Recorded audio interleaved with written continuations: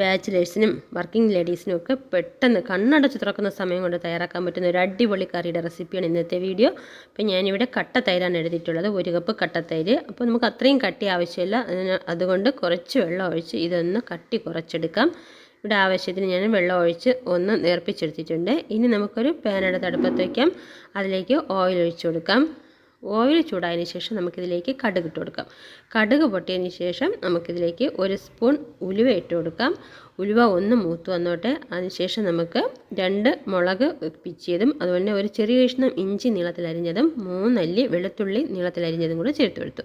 അപ്പോൾ ഇത് ഇത്രയും നമുക്ക് ഒന്ന് മൂപ്പിച്ചെടുക്കാം.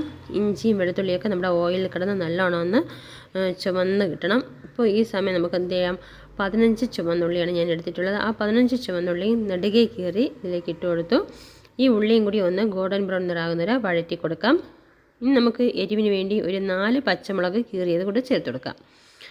അതും ചേർത്ത് ഒന്ന് ഇളക്കി യോജിപ്പിച്ചതിന് ശേഷം ഇതിലേക്ക് നമുക്ക് പൊടികളിട്ട് കൊടുക്കണം. 1 സ്പൂൺ മുളക് പൊടിയും 1/4 സ്പൂൺ മഞ്ഞൾപ്പൊടിയും കൂടിയാണ് ഞാൻ ചേർത്ത് കൊടുത്തിട്ടുള്ളത്.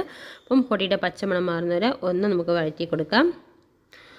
വളരെ പെട്ടെന്ന് തയ്യാറാക്കാൻ പറ്റുന്ന ഒരു അടിപൊളി മോര് കറിയാണ്. പണ്ട് കാലങ്ങളിൽ മിക്ക വീടുകളിലും എന്ത് കറി ഉണ്ടെങ്കിലും മസ്റ്റായിട്ടൊരു മോര് കറി ഉണ്ടായിരുന്നു.